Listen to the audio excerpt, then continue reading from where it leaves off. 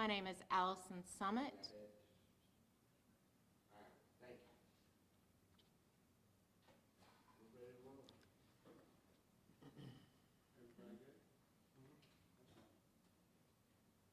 All right.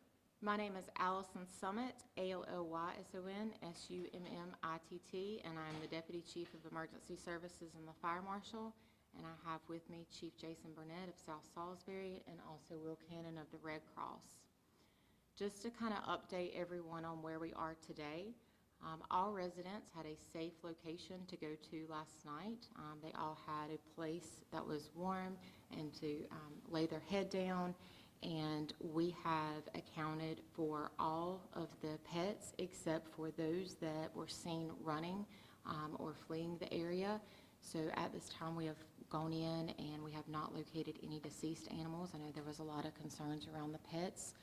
So last night after the residents went home, we walked back around the property and then we ensured that we had fire protection here all night.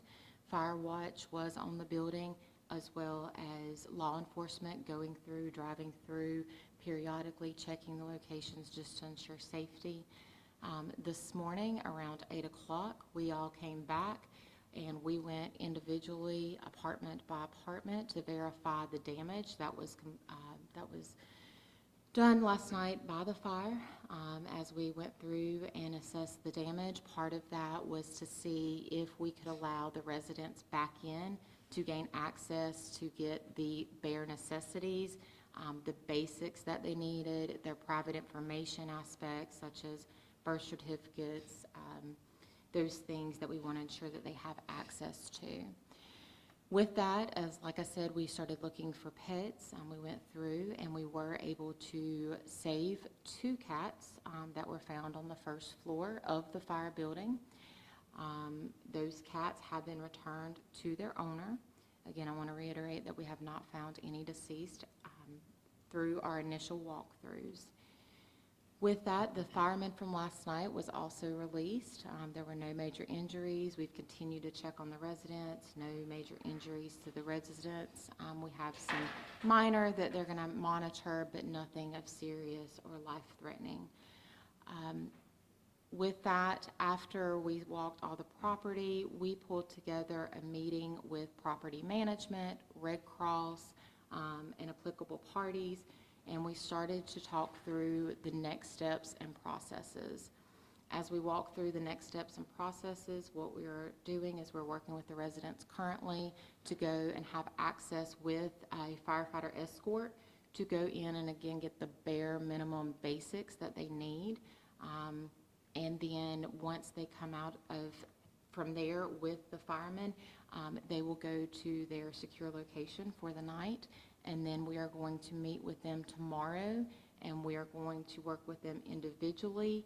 And that is where we will connect them with Red Cross, the health department, DSS, and our local community partners such as Rowan Helping Ministries, United Way, etc., to really assess their needs and really start more of a long-term plan for them.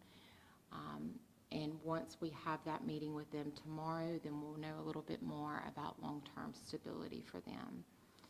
As far as the fire investigation itself, we have an area of origin. We are still looking and investigating for the actual cause. And so the fire is still under investigation and we will release more once it is available.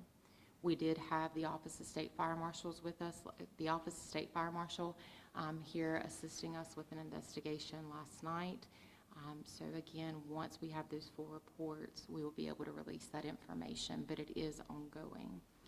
Our ask of everyone right now, including the public with donations, is to keep following our social media and official sources such as you guys, where it's coming from us with donations. While we understand everyone in this community is so giving and wants to ensure that these families are taken care of, we want to ensure that we're getting them the right things and exactly what they need in this time. And so part of that is going to be in our discussions tomorrow, meeting with them individually and determining those needs, and then working through the proper community partners to get those.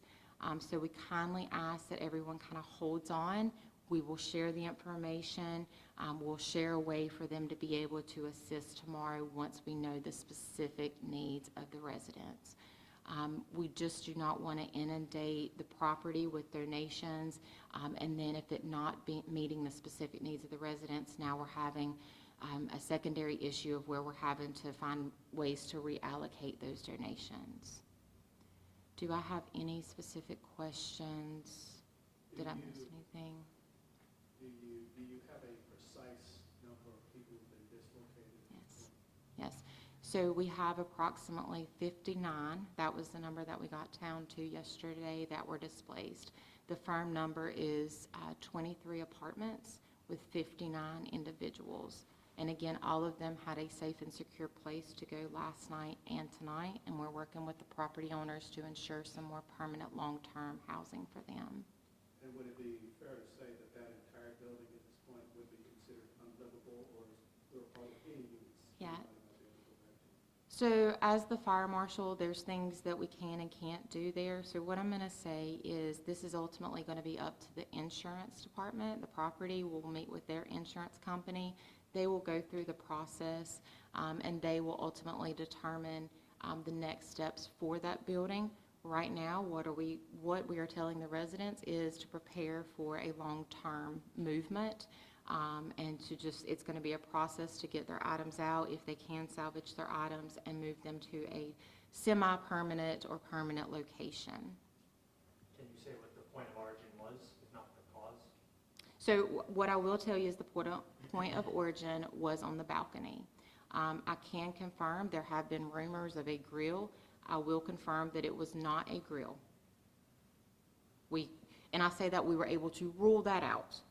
We have not been able to identify the cause, but we have ruled out that it was not a grill, and I know that's some misinformation that has been spread. Can you say if this is leaning more toward accidental or intentional? So I cannot, but I will tell you that we are thoroughly investigating. I just cannot, I can tell you what it is not, and it was not a grill. Do you know how many children of those 59 were displaced? So I know we have at least 4 or 5 adolescents and children. How many pets? Let me think about that for a minute. I know we had at least 4 dogs, and we had probably close to 10 cats total between all the residents. That's not an exact number, that's an approximate, going off the top of my head. And then can you confirm the time that this happened? So the call came in at 7 p.m. last night. There are also some people talking that we've heard of, like people jumping from the balcony to escape the fire. Is that? Yes. Yes, there were individuals who jumped from the 3rd floor, and everyone is okay. We have some minor injuries, and they are being seen and treated for those injuries. But everyone, it was the best situation of the worst situations. Did the fire block the exit for them to leave normally? Can you talk about that a little bit? Yeah, no, because there were 2 stairwells, they were able to access the stairwells and exit the building. Is there an approximate time for the under control call? I would have to go back and look, and when we call control time, that is more where we have it fully contained, and I'm going to just be very honest. Again, we were on fire watch all night long. A lot of people have saw several of our previous fires over the last month. It's important for us as we're investigating to maintain fire department resources on site, because we can have flare-ups. We can have, we call them like little cherries within the roof system. And so, yes, there was a control time, but it was an ongoing all night until we were comfortable in daylight to fully walk and ensure that we didn't have any hot spots. Was there any smoke or water damage to neighboring buildings, and were any people in those buildings displaced? No, everything was contained to the building in which the fire started. And then you mentioned donations, and you guys are working through figuring out what people need the most. Is there Yep. anything that sticks out right now? No, right now, these residents need to process. right? They need to go in, which we're working through right now. They need to go in and they need to see. They need some time to process that. And then they need to be able to come back tomorrow after they've had tonight to think through that and have those discussions. What I will tell you, last night, we had a local pharmacy that came in. They stepped up right away and ensured that everybody that needed their medications, they worked with them to make sure they had their medications. We had several babies. We were able, a group went to Walmart and we were able to purchase formula and diapers and ensure that the babies were taken care of. So all immediate medical needs have been taken care of, and everyone right now, with, again, constant communication with the residents, everyone is in a good position where they are not in need of anything that is life-threatening or that they need to continue with life at the fullest. Do you know how many people had to jump from balconies and what the idea of like maybe their ages were? Yeah, so I know that we had at least 2. There may have been more. Again, it's going to be a long process going back through all the videos and the footage. I know we at least had 2. And the extent of the injuries was basically some ankle, foot injuries that they're working through. And their ages?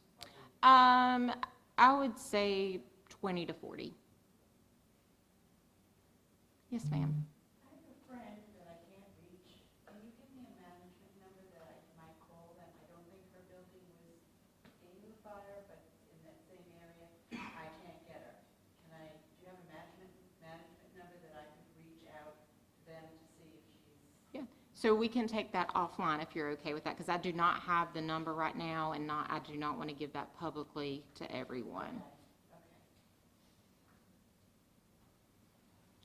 Any other questions? Our biggest thing, thank you to the community. The community has been so great, embracing. Unfortunately, this is our second apartment fire in a small amount of time, and one thing that just amazes me each and every time in these unfortunate situations is the way that Rowan County comes together. We are, everybody, you know, the tagline of Be Original. I'm here to tell you we are very original in the fact that there is not one person in this county that is not willing to step up and do whatever it takes and mingle with each other to ensure that our own are taken care of. And also thank you to all of our neighboring counties who came in, stepped up last night to ensure that our county was covered. And then, of course, from all the mutual aids that covered all of the stations around and responded to the fire. We are so grateful for everyone that has stepped forward.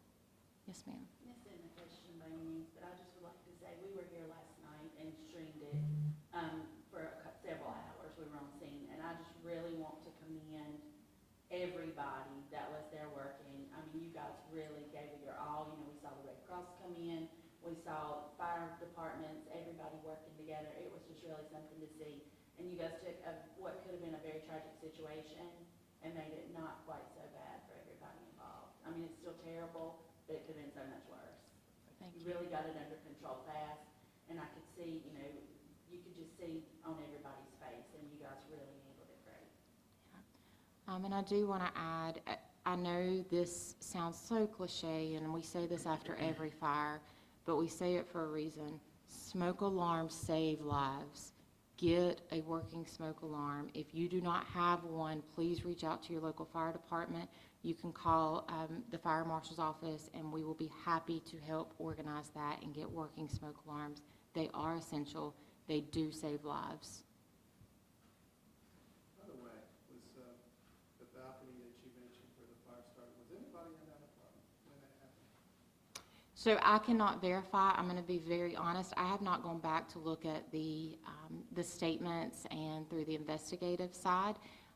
My focus has been on the residents and just making sure they're secure. And then as the fire marshal, I will change hats tomorrow, and I'll kind of sit down and go back through with staff the actual statements and look deeper into the investigation. Again, my priority is making sure that the residents have a safe place to go tonight. Anything from you, gentlemen? Any statements? No. Okay. Thank you all.